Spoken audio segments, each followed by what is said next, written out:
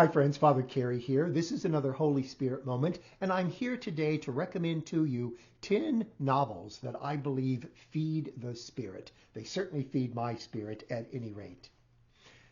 The 17th century philosopher Francis Bacon once wrote a little essay entitled On Reading, in which he argued that there are three kinds of books. Some are to be tasted, some are to be swallowed, gulped down quickly, and others are to be slowly chewed and digested. I think he's absolutely right about that, and my guess is that your experience as a reader attests to the truth of what he says. Because some books, some novels, pulp novels, if you will, pulp fiction, we swallow down quickly. We enjoy tasting them, but they don't really add any substance to us, do they? They don't really stick to our bones. But other books, what we typically call literature as opposed to pulp fiction, really do offer us the nutrition that we crave.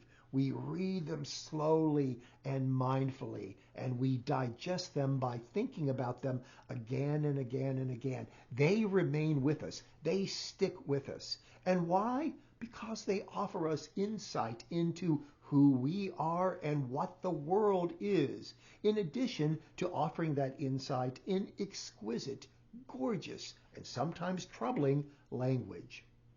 The 10 books that I would like to recommend to you today, I believe, all do those things.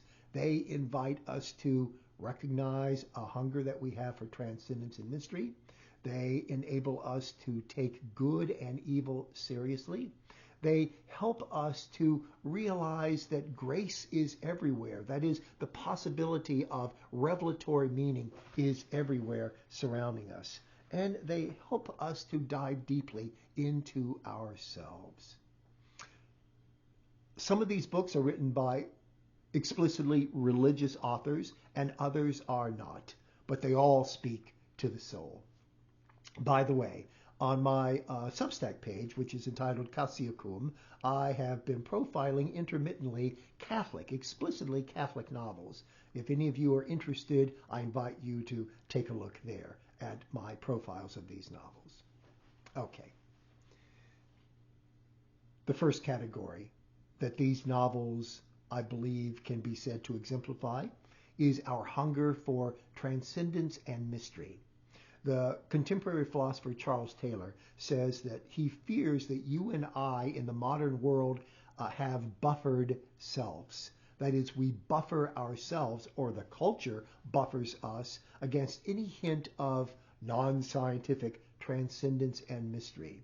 And yet we crave the transcendence and mystery that human beings have always craved.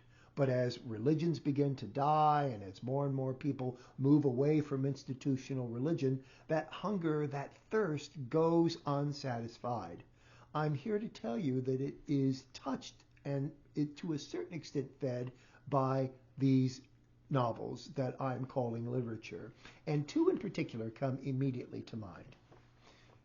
The first is the 1952 novel written by Flannery O'Connor entitled Wise Blood. O'Connor's primary character in that strange and troubling novel is an individual who has wise blood. That is, his blood thirsts, his blood hungers for something that will give ultimate meaning to his life. It's just that he's not quite aware, at least until the very end of the novel, what it is he's hungering for. In reading his story, we recognize that we have the same hunger in us, and we too may not have noticed what it's pointing towards. And the second novel that I would recommend is a much more recent novel, published in 2021 by A.G. Mojtabai. She is a novelist who hasn't published a lot, but what she has published is always, oh my friends, exquisite. The novel that I'm talking about, Thirst, is a novel that focuses upon the relationship between a dying priest and his secular sister, the ways in which both of them experience and manifest a hunger for transcendence and mystery in their lives. That's one category that I believe is characteristic of the 10 novels that I would like to recommend to you. And please notice, I'm not telling you much about the plots of any of these novels because I don't want to spoil the plots for you in case you choose to read any or all of them. These novels also recognize that God plays in 10,000 places, to paraphrase a wonderful line from the poet Jared Manley Hopkins. In other words, that the universe, in one way or another, is sacramental, that it is saturated with holiness, however one defines holiness. Two novels especially speak to me in this regard. One is the 1940 novel Power and Glory, The Power and the Glory, written by Greene, who may be the 20th century's single most famous Catholic author. The Power and the Glory focuses upon the last few months of the life of a so-called whiskey priest, a man who has been ordained and who feels that he is not living up to his priestly vows. What we discover and what he discovers throughout the course of this novel is that one doesn't have to be behind an altar to experience the sacrament. One doesn't have to be in a church dressed in priestly vestments in order to recognize that all of reality is suffused with the presence of holiness. This little whiskey priest encounters it in the most unlikely of places. And the second novel that I would recommend in this regard is the 1962 novel by the Greek author Nikos Kazantzakis. You may be familiar with his The Last Temptation of Christ, as a matter of fact. This novel is simply entitled in English St. Francis.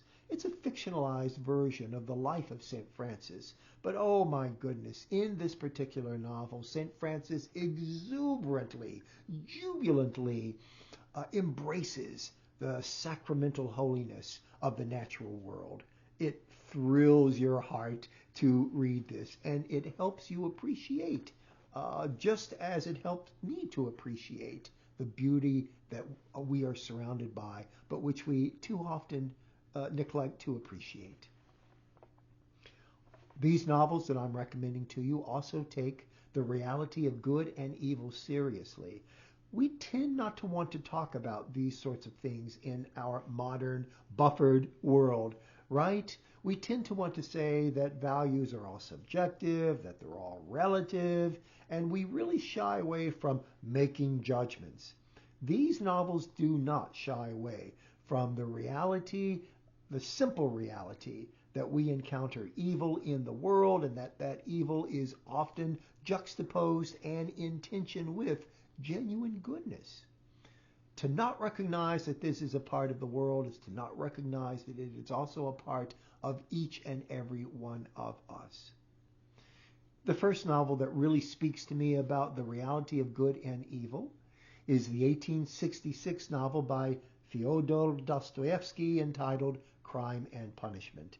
In that novel, famously, the main character, Raskolnikov, commits a horrendous double murder. And the rest of the novel is Dostoevsky's efforts to show us how Raskolnikov moves away from the wickedness that he has committed towards a position of goodness, of purity. It is a hard-fought battle, and it is a never-ending battle. This is not a feel-good kind of novel, but it is an imperative one if we would understand the good and evil that lies within us and the world in general. And the second novel that I would recommend in this regard is the 1932 novel by François Mauriac entitled Viper's Nest, the main character of which is an conglomeration of so many of the motives that you and I experience in our own life, the good ones and the wicked ones. How we act upon those motives is how we will be judged in our own conscience and by the world, and if you're a God believer, by the Lord. All of the novels that I'm recommending to you also encourage us, I believe, to dive deeply into ourselves and to reflect on what it means to be the me that we are. The inner life is a place within us that many of us are reluctant to enter into. We don't know what we're going to find there. And so we make ourselves busy with the external world so that we can avoid exploring our inner caverns. But these novels not only invite us to, they force us to go into that deep hidden place. Two novels in particular strike me as particularly helpful in encouraging us to self-reflect. One is a relatively recent novel by a Japanese author, Shūsaku Endō, and it's entitled Deep River. It was published in 1993, and in this particular novel, Endō takes us on a journey with several pilgrims who all seem to be rather lost. They don't quite know who they are, and as a consequence, they don't know where they ought to be headed. They don't recognize that they really do hunger for transcendence and mystery. And in the course of their travels, they encounter themselves for the first time in their lives, and the encounters are both terrifying and liberating. And the second novel that I believe helps us to explore our inner depths is a 1930 novel written by a German, Hermann Hesse, entitled Narcissus and Goldman. Narcissus and Goldman, the two titular characters, appear to be quite different people. Narcissus is all intellect, rational, analytic, abstract, and Goldman is all body. He's very sensual. He's an artist. He deals with the concrete. He loves hands-on experiences as opposed to merely abstract ones. But as we read this novel, we begin to realize that these aren't really two different people. They are aspects of what it means to be human. Each and every one of us has Narcissus and Goldman inside of us.